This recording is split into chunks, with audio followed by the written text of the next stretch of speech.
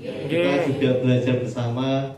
Mungkin di materi pertama ini saat kami berdelapan ya, Pak Ali belum membahas mengenai CP dan ATP yang revisi ya Bapak Ibu. Sebelum masuk ke materi, Bapak Ibu non saya menanyakan apakah sudah berganti buku paketnya dari kelas 7, 8, dan 9 yang informatika? Belum. Berarti masih pakai yang buku lama 8 elemen ya? Iya, 8 elemen. Ini saya izin berbagi yang buku terbaru ya Bapak Ibu. Untuk kelas 7 seperti ini Bapak Ibu. Mungkin ada lumayan banyak perbedaan ya Bapak Ibu. Kalau Bapak Ibu kerso bisa melalui websitenya CB. Jadi di sana ada PDF-nya yang bisa Bapak Ibu download dan bisa dipelajari.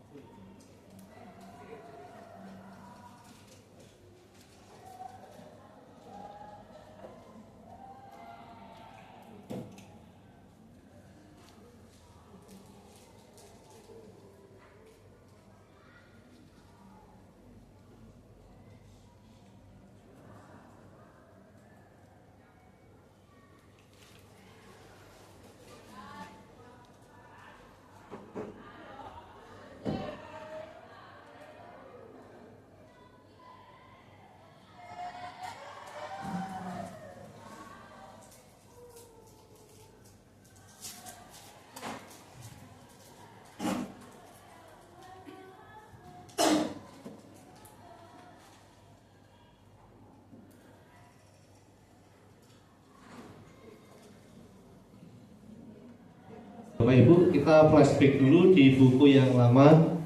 Masih 8 elemen ya Bapak Ibu. Ada TIK, PLB, Sistem Komputer, JKI, Analisis Data, Algoritma Pemrograman, Dampak Sosial Informatika, dan Pendidikan. Betul ya? Kemudian untuk yang saya coba terbaru,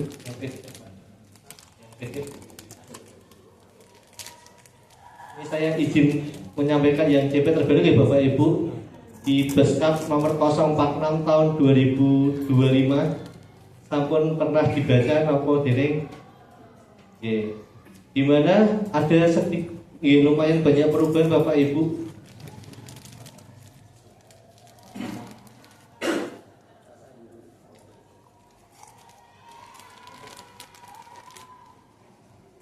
Turun lagi Pak, sampai gambar yang if-nya itu. Dari 8 elemen kemudian turun menjadi 4 elemen Bapak Ibu.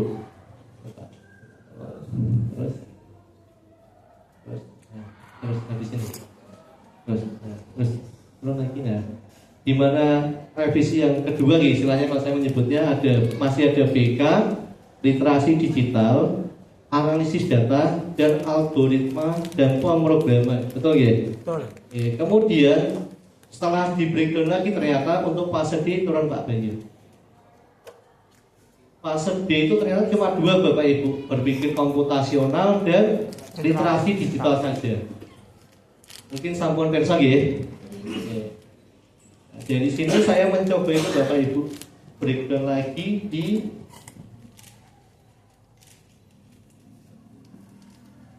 CP yang ada tadi Bapak Ibu yang paling depan Pak. Bisa disuruh ya Bapak. Pakai ya Bapak. Nah ini ya Bapak Ibu, dari 2 elemen BK dan literasi digital mungkin di kelas 7 ada yang beda, bisa diklik yang ATP-nya.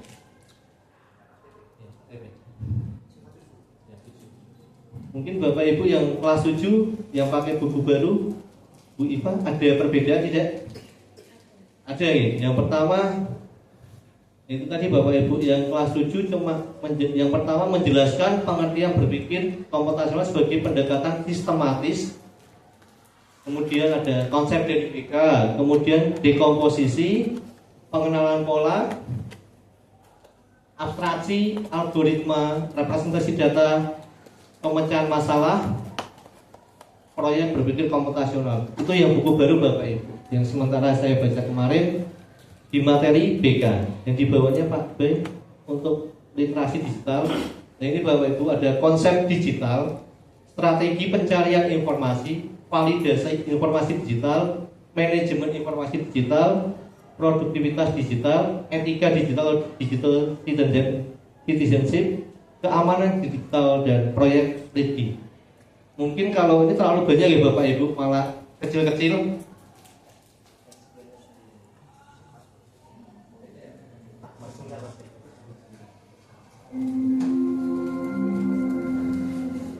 Saatnya jam ketiga dimulai.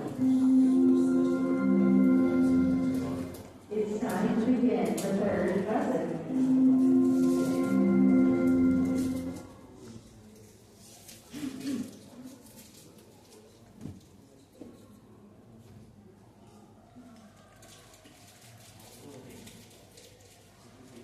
Coba meringkas saja ya Bapak Ibu daripada kelamaan.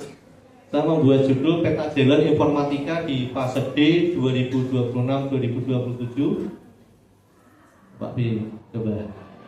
Nah, saya membuat dua konsep, yaitu ada logika dan warga digital. Di mana di logika kita didorong untuk memecahkan masalah, fokus pada algoritma, struktur data, dan transisi dari logika menuju pemrograman moduler. Untuk warga digital kita fokus pada etika keamanan, mungkin di sisi KKA ya. Ada juga, dan produktivitas, kemudian fokus pada navigasi informasi, pertahanan sosial, anti perundungan, dan mindfulness digital. Nah, ini Bapak Ibu, saya mungkin lebih perpendek ya, dari CP yang ada, dari BK ternyata berfokus pada menguasai himpunan, data structure, lembaga kerja pengolah data, dan penyelesaian masalah bervolume kecil. Kira-kira Bapak Ibu di materi yang CPBK ini sudah bercampur dengan analisis data gitu? Karena sudah ada pengolahan data. Betul Bapak Ibu, di materi yang BK di buku revisi, ternyata di materi berpikir komputasional sudah ada juga materi analisis data beserta algoritma dan pemrograman. Jadi mungkin Bapak Ibu yang belum perso bisa belajar bersama nanti. Kemudian untuk yang literasi digital, nah ini Bapak Ibu mungkin ada beberapa gabungan dari DSI, JKI, Jaringan Komputer dan Internet, Dampak Sosial. Nah, nama terbarunya literasi digital, yaitu menguasai kredibilitas informasi digital, perangkat produktivitas, jaringan lokal internet, dan perlindungan data pribadi. Untuk efek skillnya di BK tadi menuliskan instruksi sistematis menggunakan sekumpulan kosakata terbatas dalam format Visio Code. Jadi anak dicoba membuat bahasa Visio Code dengan sederhana dulu. Untuk yang kelas 7, nanti kelas 8 seperti apa, kelas 9 seperti apa. Untuk yang literasi digital, yaitu kita mengajarkan merekam jejak digital, mengamalkan toleransi, melawan perundungan digital, dan memiliki kesadaran penuh di ruang cyber. Nah, ini Bapak Ibu, mungkin kalau dikategorikan 7, 8, dan 9 jenjangnya ya, itu seperti tingkatan sebuah lantai. Nah, di mana di kelas 7 yaitu diperkenalkan konsep dasar. Nah, kemudian diperdalam menjadi bahan kognitif yang meningkat dari kelas 7 ke 8 dan 9. Kemudian ada level kompleksitas teknis transisi dari pemecahan masalah sehari-hari menuju abstraksi matematis dan sistem komputasi kompleks. Yang terakhir, pendewasaan digital, yaitu ada evolusi dari pengenalan perkakas dasar menuju tanggung jawab sosial dan keamanan cyber tingkat lanjut. Mungkin kalau level taksonomi Bapak Ibu lebih ahli, saya belum terlalu menguasai Bapak Ibu. Nah, ini Bapak Ibu yang pertama dulu, berpikir komputasional. Dari modul kelas 7, 8, dan 9 saya mencoba meresum Bapak Ibu kemarin. Ternyata di kelas 7 itu materi berpikir komputasional dari fondasinya dulu adalah 4 pilar BK Bapak Ibu. Masih ingat boten? Kira-kira apa saja? Komposisi, abstraksi, pengenalan pola, algoritma, pengenalan pola. Itu Bapak Ibu. Ternyata di kelas 7 ini hampir mirip sekilas dengan KKA ya Bapak Ibu. Tapi hati-hati karena pada dasarnya konsepnya sama, namun mungkin sedikit diperbedakan tentang objeknya saja. Kemudian yang kedua, di kelas 7 mengenal algoritma sehari-hari. Yang paling mudah apa Bapak Ibu? Membuat nasi goreng. Memasak mie instan. Betul ya? Atau mengenakan pakaian. Mungkin anak, Pak, saya sudah pernah melakukan, Pak. Cuma terkadang anak-anak menuliskan dalam algoritmanya itu terlewat. Mungkin masih ada istilah tekan menjadi pencet, pijet di sebuah algoritma bahasanya seperti itu. Kemudian terakhir representasi, ratio code dan flowchart. Nah, ini Bapak Ibu flowchart. Sampun diajarkan? Sudah. Ya. Kadang ya, mungkin dulu saat kita kuliah ya Bapak Ibu, flowchart itu di perkuliahan, sekarang sudah di SMP kelas 7 diperkenalkan. Nah, ini yang kelas 8 Bapak Ibu yang mengajar kelas 8 ada fungsi IPO kalau saya menyebutkan input, proses, output. Nah di materi kelas 8 ini yang IPO ternyata berhubungan dengan sistem komputer gitu. Bagaimana ada perangkat input, proses, output itu di kelas 8 Bapak Ibu. Nah kemudian mungkin yang dari matematika ada Bapak Ibu, ada materi himpunan juga. Nah mungkin saya juga belajar lagi kok muncul ini ya. Kemudian ini Bapak Ibu, bahasa mesin ini, sistem bilangan biner atau oktal. Sudah diajarkan belum ya? Sudah. Ya. Kan kalau dulu buku lama masih ada gerbang logika ya Bapak Ibu. Ya. And or itu saya rasa juga keberatan ya Pak. Bagian SMP. Kemudian ada struktur data stack atau LIFO. Class in, First out. nah itu Bapak Ibu, LIFO. Nah di kelas 9 Bapak Ibu, kebetulan saya ngajar di kelas 9 tahun ini saya mencoba. Yang pertama itu ada materi struktur data tree dan graph. Kemudian ada analisis data, analisis dan visualisasi data Bapak Ibu. Yang ketiga pemrograman moduler. Kemudian ada fungsi, prosedur hingga library-nya. Yang terakhir visual ke tekstualnya. Nah ini yang kelas 9 ini Bapak Ibu bisa mengenalkan sedikit tentang Python karena di materi SMA itu sudah Python Bapak Ibu. Jadi kalau kelas 9 tiba-tiba lulus pasti tanya guru informatika SMP. Beberapa siswa itu tanya, Pak, saya pakai Python, belajarnya pakai apa ya? Saya coba pakai Witry School atau Google Colab. Yang Witry School masih gratis, Google Colab produknya Google, atau yang ada datanya sekalian bisa pakai Kaggle. Itu sudah mengandung machine learning Bapak Ibu. Nah, ini Bapak Ibu, kelas 7 membangun fondasi algoritmik dulu, di mana murid tidak sekedar berpikir tetapi memodelkan pemikiran. Ini di IKTP-nya tadi di Excel ada. Kemudian mencapai tahap kalau bisa mencipta yang mudah dulu Bapak Ibu. Yang terakhir tadi kan membuat flowchart-nya. Flowchart yang benar dulu. Kalau kita kadang praktek buat di Scratch, Pictoblog atau di Blockly ya Pak Bapak Ibu. Kita semua membuat anak. Ini gabungkan ini jadi ini bisa jalan. Padahal setelah saya mencoba memahami dari buku, dari beberapa sumber, ternyata kita belajar itu harus memahami dulu kita mau ngapain. Kita mau buat program apa biar bisa jalan seperti apa. Maka dari itu ya, tadi Bapak Ibu ada merancang keseimbangan dan diagram atau flowchart dari permasalahan yang konseptual. Misalnya kalau kelas 7 mencoba belajar membuat game sederhana dari Scratch atau Pictoblog. Misal kalau natap dinding itu bisa balik itu gimana? Nah, kemudian kalau kejatuhan misal nangkap pisang dan apel. Kalau nangkapnya pisang poin 50, kalau apel pengurangan 20 itu bagaimana konsep? Jadi anak mencoba menerjemahkan bahasa sehari-hari ke bahasa mesin.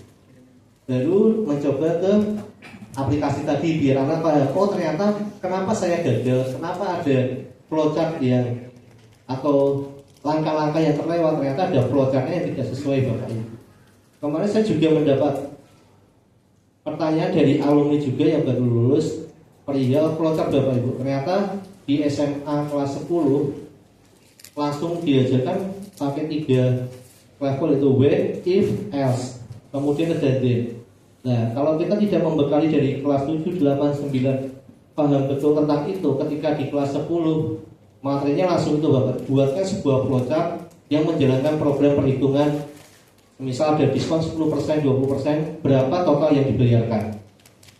Nah, itu dari SMA kelas 10 dari siswa yang baru lulus cerita, Pak saya disuruh buat soal cerita, menghitung ini pakai flowchartnya, baru implementasi ke programnya Pak, pakainya Python gimana Pak. Kadang kalau kita berpikir, waduh kok kayak kuliah gitu.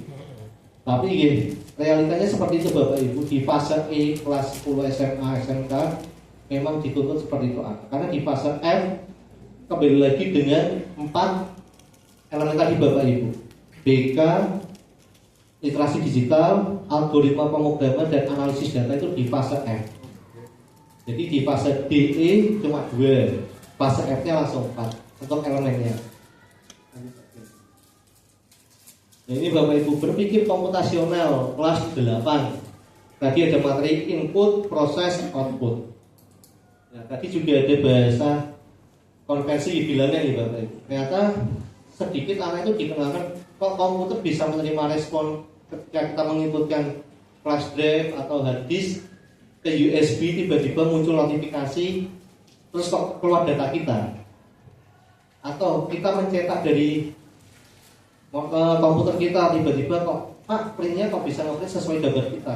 Mungkin kita bisa perjelas, anak-anak juga dipahamkan konsepnya, inputnya bagaimana, kemudian proses nge-printnya itu bagaimana sehingga gambar itu bisa muncul atau outputnya seperti apa. Kemudian yang matematika ini Bapak Ibu, ya jujur saya lemah di matematika, makanya yang poin kedua saya tidak bisa terlalu banyak ngomongin. Yaitu ada konvensi sistem bilangan desimal, biner, dan oktal Bapak Ibu, yang mendasari komputasi mesin. Nah, kembali lagi bahasa mesin kita pahamkan sedikit bahwa sekedar komputer itu bukan cuma bisa kerja, tapi kita harus tahu dasarnya dulu. Yang terakhir Bapak Ibu, di kelas 8 ada tumpukan atau stack, last is, first out. Nah, ini Bapak Ibu, push dan pop. Mungkin Bapak Ibu kalau soal yang tumpukan atau stack, Bapak Ibu sudah pernah mengakses Bebras? Sudah belum? Sudah kalau karena kemarin juga ada eventnya Bebras juga, kebetulan anak 25 ikut 6 orang, yang masuk kriterianya cuma 1 orang karena ada passing grade-nya Bapak Ibu. Di situ juga saya belajar ternyata bukan hanya tentang berpikir komputasional atau CD, ternyata siswa juga logika juga Bapak Ibu, tentang LIFO, bagaimana ketika tombol ini ditekan yang muncul sebelah sana, atau peluangnya bagaimana. Seperti itu Bapak Ibu.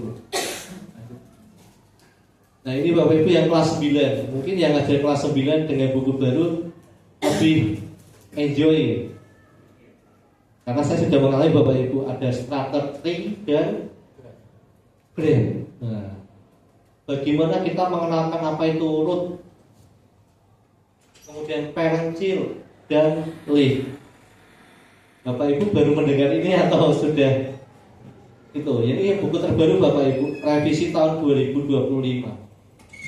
Karena kemarin saya memutuskan di tahun ajaran ini saya mencoba pakai buku yang baru dengan materi, karena ada penurunan kayak kita silsilah keluarga itu loh Bapak Ibu. Anak Bang, oh ternyata saya sudut dari ini ya Pak, atau enggak misal tentang struktur kelas, atau mungkin kalau sekolah di Wiyata ada bank sampah, ada kategori sampah organik, anorganik, kemudian B3, kemudian contohnya apa, kemudian yang paling siapa yang posisinya root, siapa yang posisinya sebagai parent child, siapa yang posisinya sebagai leaf. Dan saya juga menemukan pas materi itu melihat pohon Bapak Ibu. Oh ternyata pohon itu kalau struktur tebal itu yang paling atas itu semakin ke dalam, bahwa kita belajar itu harus semakin ke dalam dan ilmu kita lebih mendalam lagi Bapak Ibu. Kemudian ini Bapak Ibu, puncaknya tentang keseukon dan library secara mandiri. Ini saya juga belum mencoba Bapak Ibu, karena ini saya coba di semester 2 pemrogramannya. Ternyata dari Python tadi, kalau kita pakai Python, library-nya itu apa saja yang muncul. Jadi anak juga harus mengetahui, oh ternyata kalau mungkin pemrograman Python-nya belum bisa jalan, Bapak Ibu bisa pakai memori internal HP itu loh Bapak Ibu. Kan ada di dalam folder-foldernya ada library-nya gitu. Nah itu mungkin Anda bisa menganalisa ternyata dari satu aplikasi, misal Instagram, library-nya apa saja, mana yang termasuk nanti di bagian home-nya, mana yang profilnya, kan ada di direktorinya yang internal Bapak Ibu. Mungkin kalau Bapak Ibu bisa ngecek perangkat HP-nya masing-masing. Nah, untuk evolusinya Bapak Ibu, mungkin di kelas 7 nanti kita mengenalkan pola dan abstraksi. Kemudian di kelas 8 kita coba upgrade mesinnya, distrukturisasi dan himpunannya, bahasa mesin tadi. Dan endingnya anak-anak bisa menganalisa dan memvisualisasikan apa yang mereka buat, misalnya membuat laporan. Mungkin kan laporannya sederhana ya Bapak Ibu. Mungkin yang lebih ekstrim lagi, laporan pelanggaran di sekolah. Mungkin kita kasih data siapa yang sering terlambat. Mungkin nanti bisa dibuat pakai mesin learning, kayak tadi pakai Python atau Google Colab. Jadi nanti bisa ketahuan, oh ternyata yang paling banyak tuh titiknya di kelas ini pelanggarannya apa.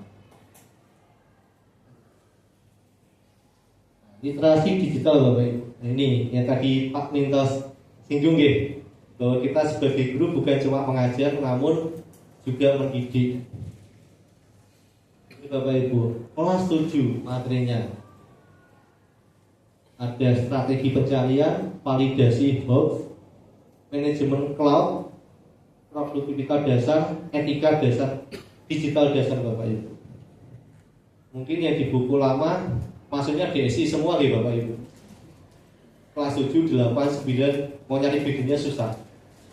Kebetulan yang di buku baru saya coba pilih ketemu di materi literasi digital ini.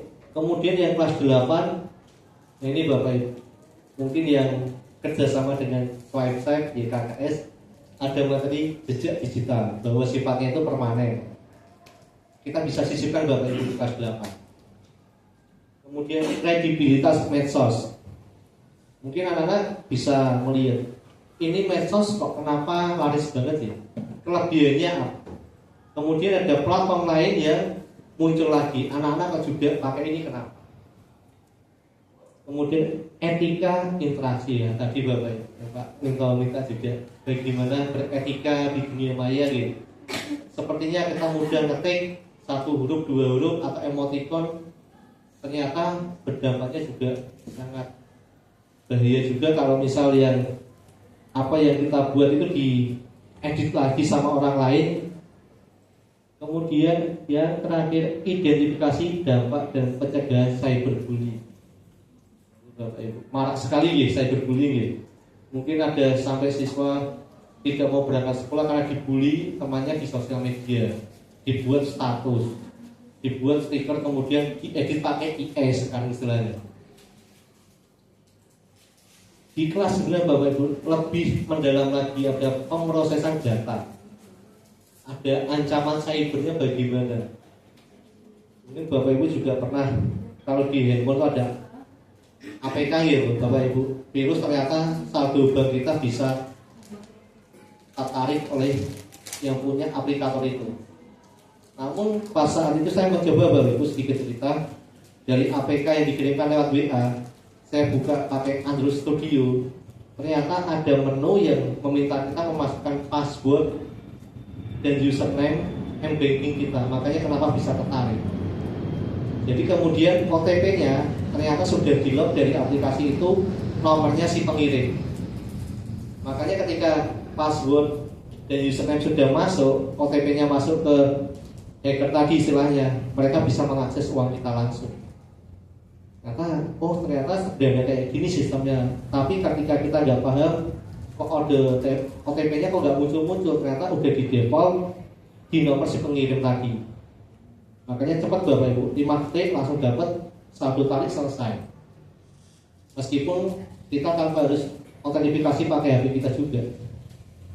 Yang terakhir ini Bapak Ibu mungkin sudah digaungkan ya, verifikasi keamanan akun. Itu verifikasinya ya Bapak Ibu, pakai Google Authenticator atau Microsoft Authenticator gitu. Ini ya, yang terakhir mindful digital. Bagaimana digital itu menyenangkan. Namun gitu, tadi kembali lagi bagaimana kita membawa anak-anak kita nanti. Nah ini Pak, menguasai perkakas dan etika dasar. Mungkin di kelas 7 kita mencoba menavigasi dan validasi dulu. Kita mengajarkan mencari kata kunci spesifik. Ada kan anak-anak senang dapat WA atau kiriman forwardan, ada kuota gratis, langsung klik. Endingnya nomornya WA-nya nggak bisa diakses karena dihack sama orang, istilahnya begitu kalau anak-anak. Kemudian membedakan fakta, opini, dan hoax. Kemudian manajemen cloud-nya tadi Bapak Ibu. Mungkin kita sudah pakai ya Google Drive, terus ada Terabox, ada iCloud kalau dari iPhone atau iOS. Kita mencoba mengorganisasi sistem, menata file dan foldernya anak-anak. Mungkin kita sendiri juga kadang upload di Drive, biar kita buatnya folder ketika nyari bingung, datanya di folder mana ya. Yang lebih enak ya Bapak Ibu. Kemudian produktivitas mandirinya menciptakan dokumen, presentasi, dan LK dasar dengan format yang standar, mungkin pelaporan ketika praktek materi apa dilaporkan, kemudian membuat sebuah cerita pendek apa pengalaman pribadi yang dituliskan. Yang kelas 8 ya, tantangannya lumayan berat ya. Jejak digital dan pertahanan sosial. Jejak digital membedah dampak jangka panjang dan jangka digital, jejak digital pasif dan aktif terhadap masa depan karir dan pendidikan. Mungkin saya sisipkan sedikit ya Bapak Ibu. Terkadang saat melamar pekerjaan kita harus menyatukan sosial media kita, betul ya? Ternyata itu bukan sekedar mau di follow atau di follow gimana, tidak. Dari HRD pun punya aplikasi. Misal email kita yang kita gunakan buat mendaftar sosmednya itu apa, langsung keluar di story kita komen apa aja. Kemudian kita pernah mengakses apa saja Bapak Ibu. Karena itu mohon izin anak-anaknya nanti atau saudaranya ketika mainkan sosmed, hati-hati dalam berkomentar, kemudian menelusuri sebuah situs. Karena dari pengalaman teman saya juga, ketika ngelamar kerja ternyata dia nggak sengaja pernah iseng ngakses situs judi. Endingnya ketika Mas HRD-nya tanya, kamu pernah judi tidak? Tidak Pak. Yakin. Dikeluarkan sebuah mesin pencarinya, ini loh, kamu pernah ngakses judi loh. Buat apa kamu judi? Jadi pertimbangan HRD juga Bapak Ibu. Kayaknya ya sepele sosial media. Ternyata impactnya ke belakang, wow, ternyata emang kayak gitu. Mungkin ya anak-anak kita nanti juga diingatkan. Kadang anak sekarang kalau komentar di TikTok, kemudian di Instagram, kan penanya IDW istilahnya gitu. Namun ketika sosmed itu nanti dia pakai sampai dewasa mencari pekerjaan, endingnya ketahuan semua tentang dirinya ketika di dunia maya. Loh kok kayak gini? Kemudian yang kedua, kajian kritis medsos, mengevaluasi bias dan kredibilitas informasi yang berseliweran di lini masa. Ada website, misal TPG cair Bapak Ibu, kemarin ada yang palsu mengirimkan username dan passwordnya, nanti TPG-nya bisa cair gasi. Ada yang dapat itu info itu nggak Bapak Ibu? Kemarin banyak sekali loh. Ya kok karena yang orang dalam ini. Ternyata ada yang mungkin tidak ketahuannya ikut Bapak Ibu diklik, dia bayar, ternyata langsung saldonya dia juga kosong. TPG nggak masuk, saldo yang ada 12. Yang kedua, ayat 2, cyberbullying imperatif. Nah ini Bapak Ibu, cyberbullying sudah banyak undang-undangnya juga, namun pada kenyataannya Bapak Ibu sudah bersop ya Mbak ya, bagaimana penanganan yang ada. Endingnya kalau anak di bawah umur namanya itu di bawah 17 tahun aman, dibina saja, tapi diulangi lagi. Nah, kemarin pas mungkin yang sempat viral salah satu alumni sekolah di Semarang ya, membuat video dari AI kemudian diedit, disebarluaskan, sempat gempar, ada demo di sekolahnya, dan endingnya juga sekarang kita tidak tahu bagaimana proses hukumnya dijalankan.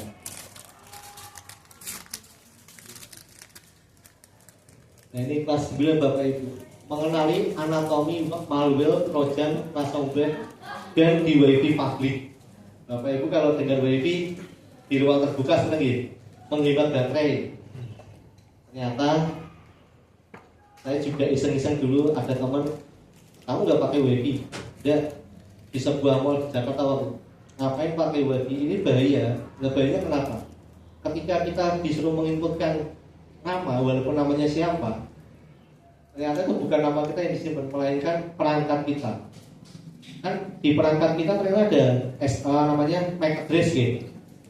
Dari situ kemudian IP-nya masuk. Nah lebih parahnya lagi ketika nanti tahu serial number perangkat kita. Nah dari itu kalau nggak mungkin bisa masuk lebih dalam.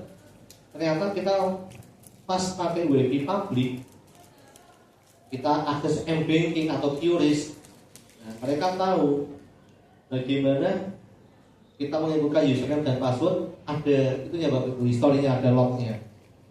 Makanya Bapak Ibu ketika menggunakan WiFi publik mungkin sedikit hati-hati ya, karena banyak kejadian. Mungkin ada dulu kalau di kafe itu anak-anak senang, ternyata di kafe nomor HP-nya anak itu diinputkan, nanti dicat sama karyawannya, kenalan, endingnya temenan. Seperti itu juga ada Bapak Ibu.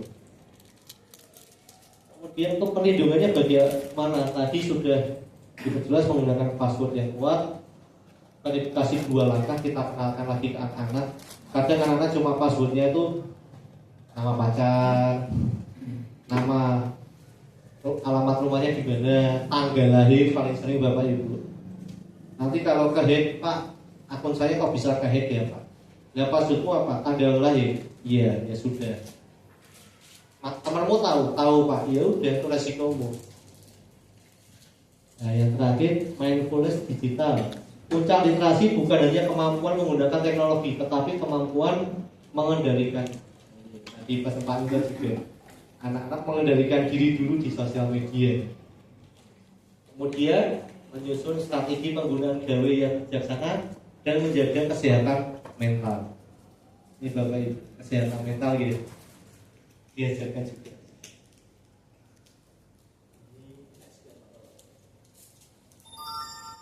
Ini Bapak Ibu yang terakhir ini. Di kelas 7 ketika awal masuk dari buku yang terbaru, hanya mampu mengikuti instruksi sekuensial dasar melihat data sebagai angka acak. Namun titik puncaknya pada saat lulus nanti mampu memecah masalah kompleks menjadi algoritma, menerjemahkannya ke dalam kode tekstual modular dan memvisualisasikan struktur data tree atau graph. Mungkin Bapak Ibu kalau kuliah ada mata pelajaran sistem pendukung keputusan, ada bukan? Ya mungkin sebagian aja gitu. Kalau dulu saya kan waktu saya kecil pakainya itu Bapak Ibu. Ternyata dari mata kuliah sistem pendukung keputusan sekarang jadi materi kelas 9 SMP. Lumayan jauh juga perkembangannya. Kemudian untuk literasi digital, konsumen informasi pasif tentang terhadap buah dan serangan rekayasa sosial, jejak digital dan tidak terkontrol. Untuk kelas 9 nanti warga berkesadaran produsen konten terintegrasi yang memproteksi data dengan verifikasi 2FA, aktif memerangi perundungan cyber dan mempraktikkan mindfulness digital demi kesehatan mental. Ternyata kita belajar bukan sekedar teknik, tapi juga psikologi Bapak Ibu, menjaga kesehatan mental bagi murid kita nanti. selesai. Masih ada satu lagi. Mungkin sedikit selingan nih Bapak Ibu yang tentang insersi KKA.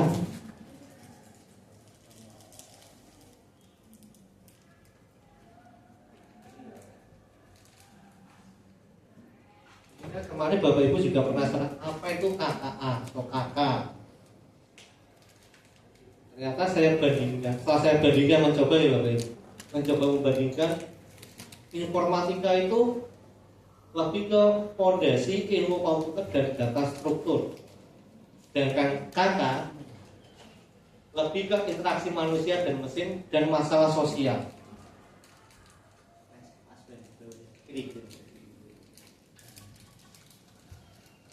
Kemudian di literasi digital dan materi spesifik IE di informatika ini Bapak Ibu, belajar aplikasi lebih ke produktivitas dan keamanan cybernya kalau informatika. Sedangkan KKA lebih ke produksi kreatif dan etika penggunaan AI. Perbedaan pengolahan data. Kemudian informatika fokus pada himpunan data teknis. Kemudian codingnya masih tekstual. Kalau KK, perbedaan pengolahan data, KKA fokus pada pengelolaan data masyarakat. Dan yang terakhir praktis IE-nya kalau KKA itu Bapak.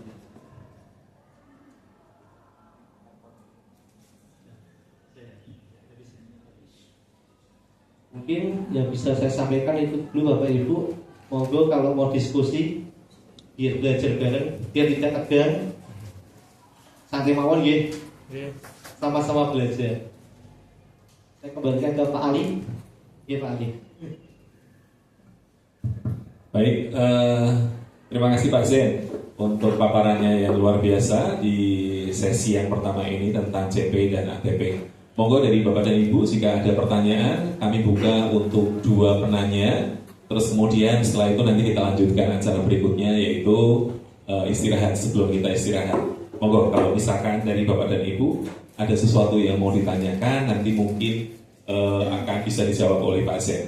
Dan pastinya hari ini kita belajar bersama ya. Artinya apa yang dipaparkan oleh dari dari pemateri nanti Bapak dan Ibu pun juga bisa sharing artinya apa yang sudah dilakukan di sekolahnya sehingga di sini adalah kita sinau bareng belajar bersama untuk guru-guru informatika Suprayo 05 dan 06. Monggo jika ada yang mau bertanya silakan 2 pertanyaan terus kemudian kita lanjut ke berikutnya.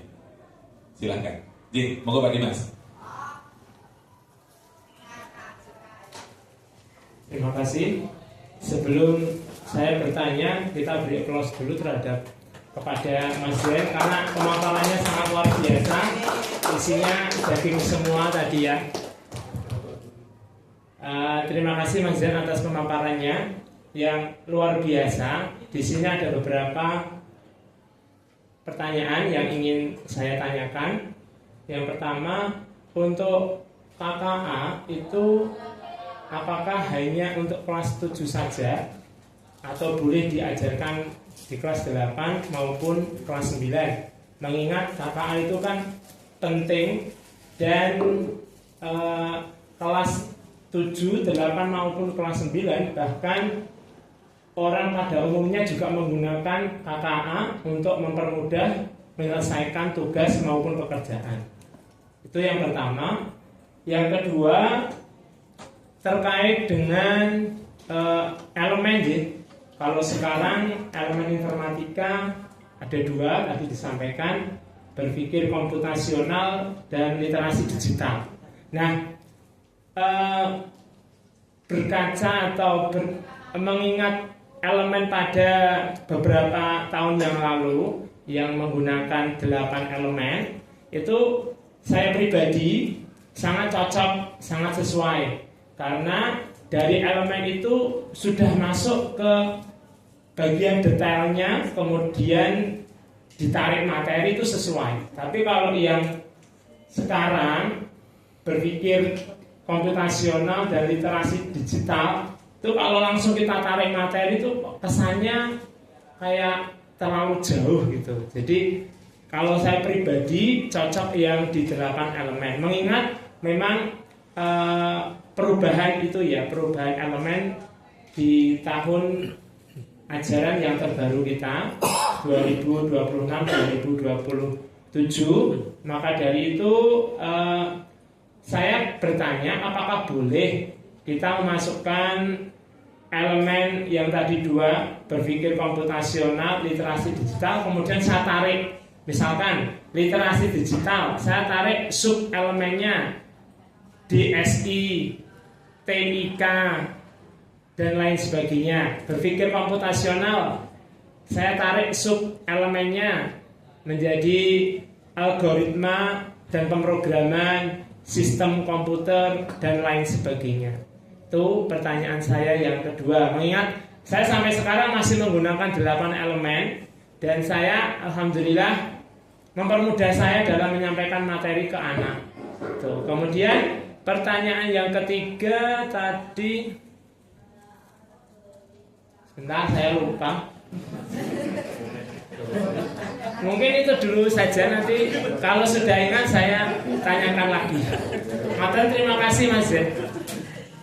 Matur suwun Dimas. Baik, monggo langsung bisa ditanggapi Pak Zen. Oke, izin menjawab ya Pak Dimas. Dari pengalaman saya dulu ya. Yang pertanyaan pertama, apakah KKA hanya untuk kelas 7 atau 8 dan 9 diperbolehkan ya? Dari pengalaman saya Bapak Ibu, kemarin di sekolah kami kebetulan ditawari kelas 7-nya mau KKA sendiri atau insersi. Jadi atasan, nah karena kita pasukan ya Bu Iva, Bu Arum, KKA kelas 7 siap. Nah, namun ya, dalam siap itu ya Bapak Ibu, kita bukan sekedar siap sebagai omongan aja, namun juga memperdalam KKA itu seperti apa sih yang diinginkan. Dan perbedaan dari informatika itu sebenarnya 11-12 Pak. Karena dua elemennya sama. Namun di kelas 7 kita mencoba sendiri. Nah, ini tadi kalau di BK sama literasi digital insya Allah masih mirip-mirip banget Pak. Jadi insersi masih bisa Pak di kelas 7, 8, dan 9. Nah untuk dua elemen dari KKA kan ada literasi etika dan kecerdasan AI, dan PPKA pemanfaatan dan pengelolaan kecerdasan AI ya. Nah di situ mungkin nanti bisa diperdalam lagi, ternyata informatika di kelas 7 itu sama kakak bedanya di sini. Nah untuk kelas 8 dan 9 ya Bapak, kemarin juga di kurikulum juga diminta kelas 8 9-nya insersi ya. Insersinya berarti kan disisipkan ya Mas. Mungkin semisal ada materi yang sama, kemudian bahan ajarnya atau objeknya sama, misal di BK masih sama, ya usah diinsersi KKA banget, jangan dipaksakan. Kecuali mungkin tadi Pak Dimas di DSI-nya Pak Zen. Nah, DSI kan disamakan di elemennya KKA itu literasi dan etika kecerdasan artifisial. Nah untuk kelas 8 9 pakai AI boleh, pakai KKA boleh Pak. Ya tadi Bapak Ibu insersi ya. Nah, kalau insersi kan disisipkan mana yang cocok dimasukkan. Kalau menurut saya ya, kalau nggak cocok jangan dipaksakan, kadang siswa malah bingung nanti. Ini kok materinya ini dipaksakan pakai ini. Atau misal kalau kita belajar tentang berpikir komputasional, kebetulan materinya kok tentang tadi pengolahan data ya, kita kan dipakai aja Google Sheet kan sudah ada IE-nya ya Pak, bisa dimanfaatkan Gemini-nya atau menggunakan Google Doc, mungkin seperti itu Pak kalau yang di kelas 7, 8, 9. Namun di sekolah kami begini Pak, nanti di jenjang ini kan kelas 7 Pak KKA, naik kelas 8, kelas 8-nya KKA, 7 dan 9-nya tidak ada Pak. Karena kan kemarin dari arahan Ibu Kepala Sekolah seperti itu dulu Pak. Kalau semuanya 7 naik 8, 7-nya ada KKA lagi, mengingat gurunya terbatas dulu Pak. Jadi kita juga nggak bisa terlalu banyak ambil 7, 8 terus 9 ya gitu Pak. Mungkin step by step coba seperti itu Pak. Pertanyaan pertama mungkin seperti itu dulu Pak. Yang pertanyaan kedua terkait dua elemen BK dan LD gitu nyebutnya dengan 8 elemen yang lama. Saya kembalikan ke Bapak Ibu yang mengajar. Mungkin mau kata Dimas tadi BK ternyata ada sub elemennya, ada AP, AD, nggak apa-apa Pak. Mungkin biar Bapak lebih nyaman. Kalau mengikuti buku itu saya juga bingung Pak. habis BK kok lompat di AD, AD kok lompat di AP, kok balik lagi. Mungkin Bapak Ibu untuk kenyamanannya sendiri, Bapak Ibu yang menentukan bagaimana materi itu bisa tersampaikan dan di level 7, 8, 9-nya bisa meningkat levelnya. Maksudnya gitu Pak. Mungkin kayak kemarin di kelas 7 yang di buku lama sudah diajarkan bilangan biner desimal ya Pak. Kelas 8-nya tambahi oktal. Mungkin kalau Bapak Ibu mau mencoba explore, ditambahkan bilangan heksa kalau berani. Karena apa, heksa keluarnya di kelas 10 Bu, Bapak Ibu. Ketika SMA SMK ada konversi bilangan heksadesimal, anak bingung, loh Pak, kelas dulu kok saya nggak dapat ini ya. Ada sebagian siswa yang masih mengingat, Pak, informatika aku dapat 100, laporan gitu misalnya. Dan ulangan apa aja saya minta materinya, ternyata ada heksa Bapak Ibu, gerbang logika juga ada. Namun ketika di buku yang baru ini gerbang logikanya nggak ada, cuma jadi bilangan biner oktal desimal. Seperti itu Pak Dimas. Mungkin senyamannya Bapak Ibu dulu dan menyesuaikan siswa yang dihadapi. Karena mungkin antara SMP 1, 25, 30, mungkin Pak Dimas kalau program pakai Blockly, Pak Bayu pakai Picoblock, saya pakai Scratch, sama-sama aplikasinya tujuannya buat program, namun kan pengenalnya berbeda Pak Ibu. Jadi yang penting anak dibekali ketika kerja nanti, ya bisa komputer bukan cuma ngetik sama ngeprint ya. Kalau bisa mungkin sedikit paham tentang program, kemudian kalau enggak ya ada sedikit pemahaman tentang troubleshooting itu juga bisa Pak, buat model anak-anak. Mungkin kalau ada anak yang lebih suka membuat cerita online, mungkin bisa disarankan kamu kembangkan di Wattpad atau di apa, menggunakan kamu ngetik bahasamu udah rapi belum, masukkan dalam AI yang dipercaya, gunakan bahasa yang sesuai dengan KBBI, kemudian baru di plagiarismenya berapa persen. Mungkin seperti itu Pak kalau saya. Ada tambahan Pak Dimas? Saya ingat. Mohon maaf, saya baru ingat untuk pertanyaan yang ketiga. Tadi saya sampaikan terima kasih untuk jawaban dari pertanyaan pertama dan pertanyaan kedua.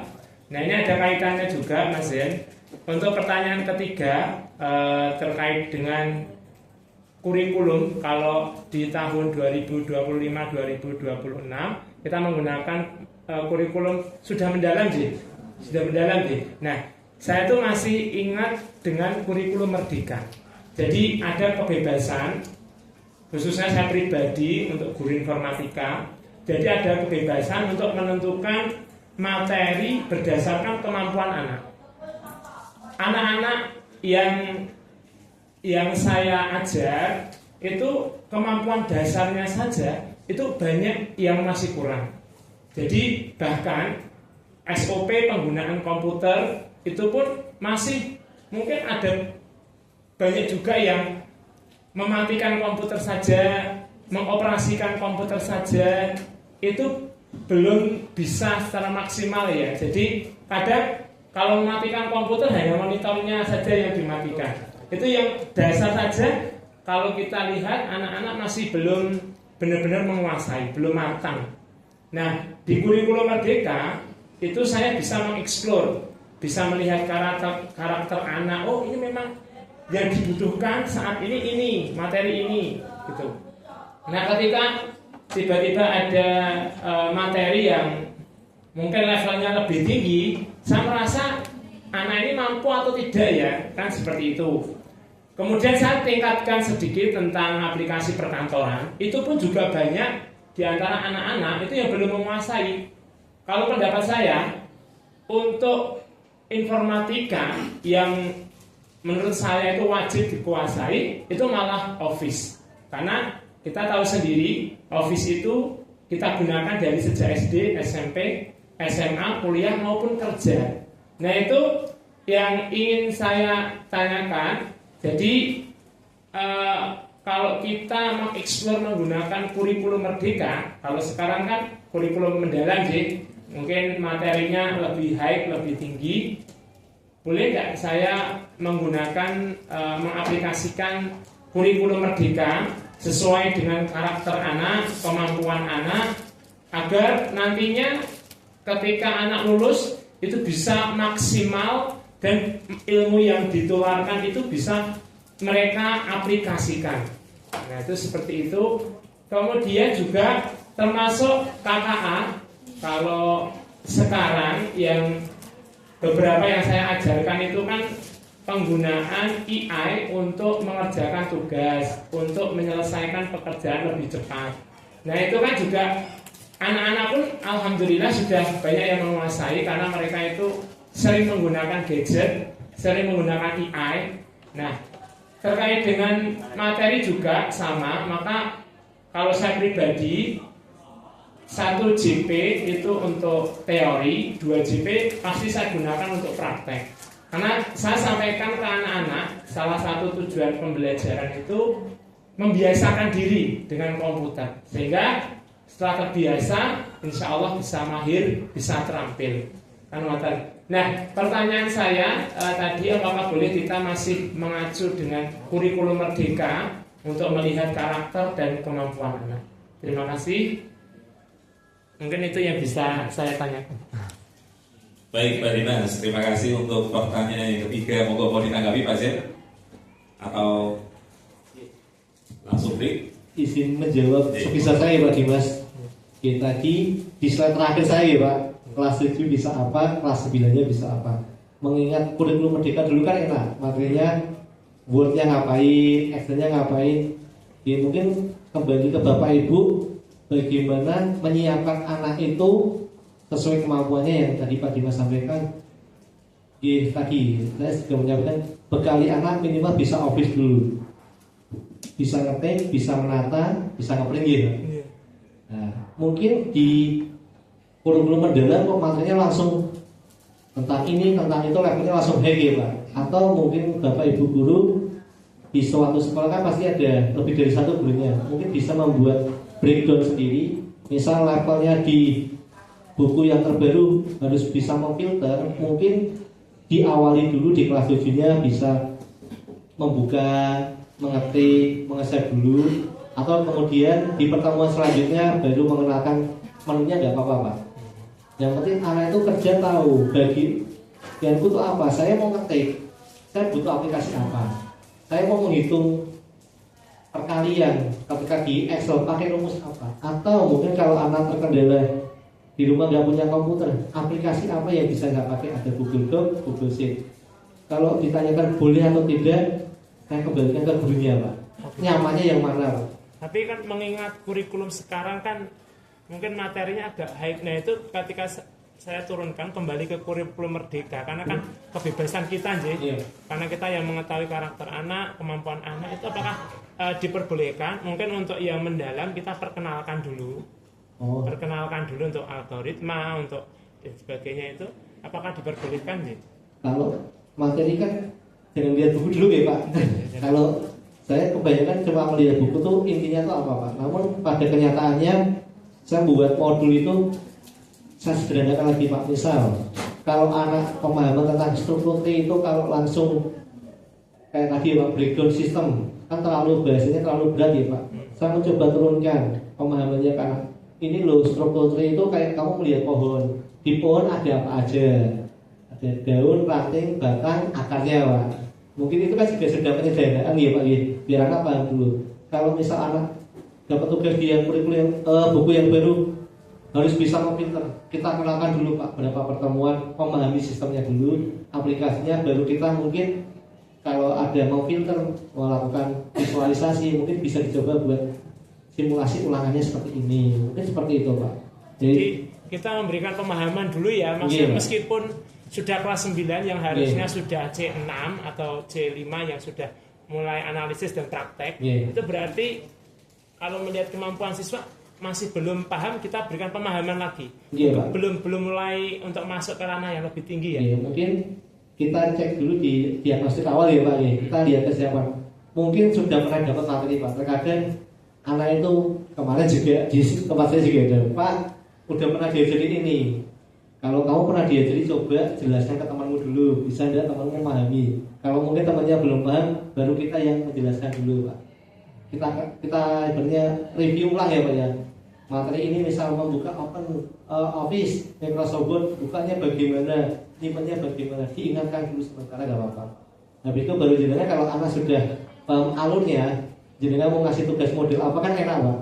Oh, membuat tampilan grafik, oh pakai menu ini Pak, udah jadi kita dalam waktu 3 JP ya Pak, kita bisa maksimalkan Bapak Ibu mungkin di materi itu buat berapa pertemuan, kan seminggu cuma sekali, mungkin minggu ini teorinya dulu diperdalam, minggu depannya 3 JP buat praktek, selang nih Bapak Ibu. Kalau dirasa 2 JP kurang buat praktek, 2 JP-nya teori, 1 JP-nya praktik, 3 JP yang minggu depan buat praktik Pak. Kalau saya gitu Pak. Sebagai contoh untuk algoritma pemrograman, kalau kita pakai aplikasi yang lebih tinggi kan bisa tadi ya, pakai Blogger atau pakai website, pengelolaan website. Nah, ketika kita lihat kemampuan anak itu masih belum sampai ke sana, boleh nggak kita alihkan ke aplikasi Microsoft Excel? Ya apa sih pengolahan datanya ya Pak? Sama algoritma, kalau di Excel namanya kan formula ya, formula ya. Nah itu boleh nggak sih? Kalau saya lihat dari 32 anak mungkin ada 5 anak yang bisa mumpuni masuk ke sana, tapi kok yang lain belum mampu. Nah itu apakah bisa kita turunkan ya?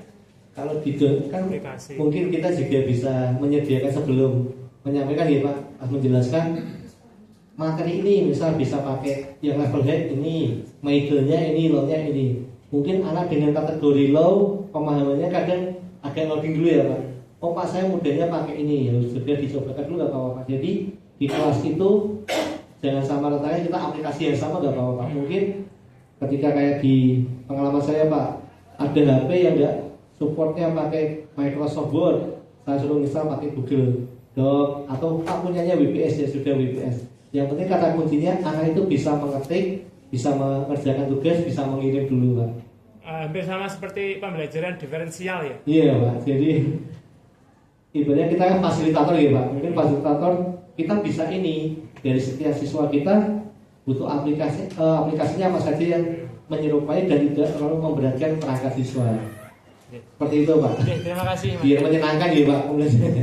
Baik, luar biasa sekali ya, mungkin dari pertanyaan dari Pak Dimas, terus kemudian jawaban-jawaban dari Pak Zen juga sangat luar biasa. Jadi intinya adalah kita guru yang tidak kurang lakon ya, artinya dalam kira kurang lakon, ibaratnya begitu. Artinya apapun itu bisa kita masukkan. Contohnya seperti tadi yang dikatakan bahwa untuk yang algoritma menggunakan Excel pun boleh Bapak. Artinya tidak masalah. Artinya itu masih dalam tuntutannya itu, tetapi tetap harus kita kenalkan bahwa di dalam itu nanti akan ada seperti ini, akan ada seperti ini. Sehingga paling tidak kita sebagai guru itu bisa memberikan satu contoh tampilan bahwa nanti kamu bisa membuat ini loh. Nah, kita memberikan motivasi sehingga itu nanti akan bisa berproses dengan sendirinya. Seperti itu ya Pak Zen. Baik, kita skip dulu, kita pending terlebih dahulu acara kita pada pagi hari ini. Untuk sekitar kurang lebihnya 10-15 menit untuk break. Terus kemudian Bapak dan Ibu bisa menikmati sajian yang sudah disiapkan oleh Bu Eva ini. Luar biasa, godok-godokan. Terus kemudian juga ada kopi, teh, silakan. Terus kemudian nanti setelah itu 10-15 menit kita masuk ke sesi yang kedua. Monggo Bapak dan Ibu, selamat menikmati. Terima kasih.